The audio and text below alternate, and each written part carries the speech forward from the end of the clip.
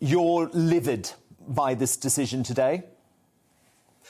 Yes, and for several reasons. The first reason is promises. How can you live in a country where you're promised by the government, by the Prime Minister, this is what we're going to do, and then 2 years down the line, oh, we're not going to do that? How are businesses going to invest in these areas when they think these things are coming? What we need from government for the North, we're not beggars up here. We're not begging London and the South East. They've carried their weight for many decades now. We want the government to set the stage up here so we can be successful. Set the stage, government walk away, and then businesses will make the North of England a powerhouse.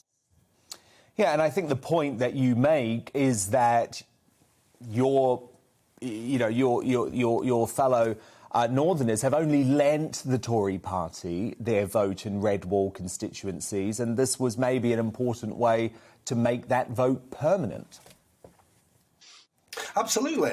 I don't know what the Tories are doing over this last month, but it seems that everything is falling apart, especially up here with the red wall seats.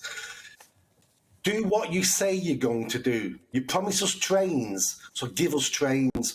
Otherwise, these people won't vote for you again. Martin Gannon, you say, and the Labour Party says, this is the great train robbery. But that's a bit disingenuous, isn't it? Because what was announced today is a massive investment in Northern Railway infrastructure. Well, I'm a Labour leader in the northeast of England, and I'm not sure if you know how much has been invested or promised to be invested in the northeast of England as of today's announcement. There is going to be, it was never envisaged that high-speed rail was going to come to Newcastle. This is not a third world country. With the northeast of England, I know the government's cut back on its foreign aid budget, but we are actually still part of this country. But it was never envisaged to come all the way to Newcastle. We were talking about going to Leeds, and then that would increase the connectivity, at least to the northeast of England. But we were also looking at the Trans-Pennine the Northern Powerhouse Rail, which would, at the present time, I don't know if you know the north of England, but actually it's easier to crawl on your hands and knees over broken glass to Manchester than it is to get a train. The last time I went to Manchester to speak on the same platform as Grand Chaps, I arrived 2 hours late. No, it's a disgrace. It's a disgrace. The fury from the northeast is unbelievable. No. I'm not disagreeing with that. I'm not disagreeing with that. I absolutely hear what you're saying. But Greg Smith, as the Tory MP for Buckingham, you want all of HS2 scrapped. So how do you respond to what Councillor Gannon said? Well, absolutely. I think it's fantastic that this leg of HS2 has been scrapped. I only wish the whole thing could be scrapped. It brings absolute human misery to my constituents in Buckinghamshire at a cost of what was supposed to be at the start £30-odd billion, quickly rose to 55, now stands officially at 106, but there are reports of nearly £200 billion.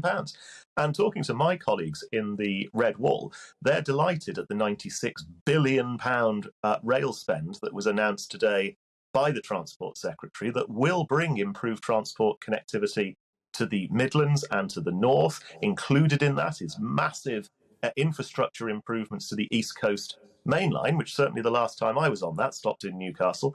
And we've got to keep going to ensure that those northern towns and cities get the better regional connectivity that the £96 billion spend announced today is doing. And frankly, let's get rid of the whole of HS2. Let's not have this giant magnet that will just bring more people south, but instead focus, I think we're actually aligned on this point, focus on the regional connectivity in the Midlands and North. Well, Nick Buckley, you're not aligned on that point, are you? Because you would think that would be a terrible move to scrap all of HS2. For me now, it's not about the trains. It's not even about HS2. It's about making a promise and following through. HS2 is really, really expensive. We all know that.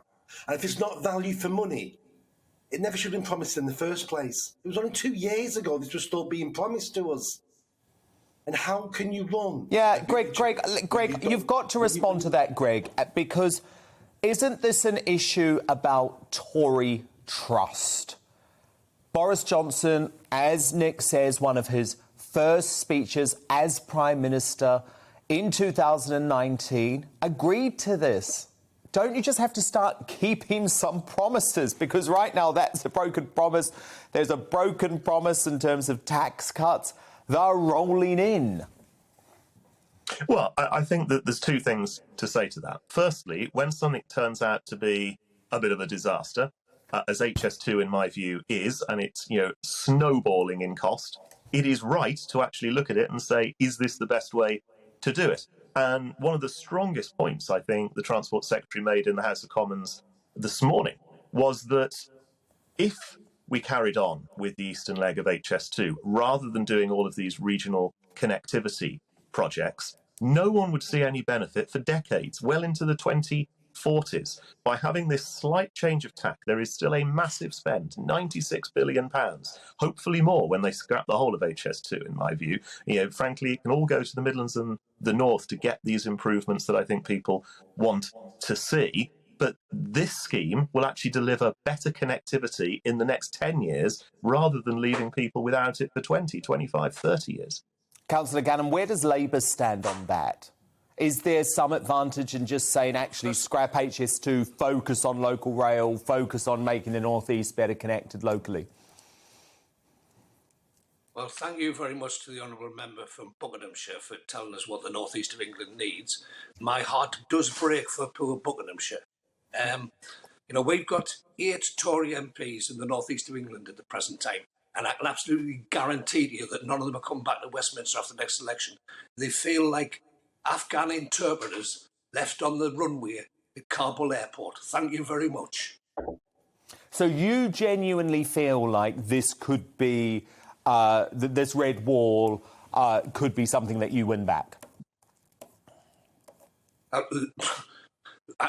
Genuinely, this is, to me, at the end of the day, this is not about politics. This is about what is right for us, as for the North East of England. No, but you brought it back to politics, Councillor. You brought it back to politics because you were the one that said you don't believe that any of these Tory MPs are going to be there in the North East at the next election. So I'm just asking you why.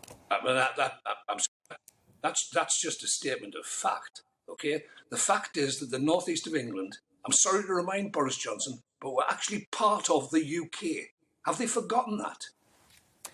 But you can't say it's a fact that you know they're not going to be re-elected. I mean, what are you looking at? Are you looking at the recent polls which show Labour catching the Tories, or are you basing it on anecdotal evidence on the ground?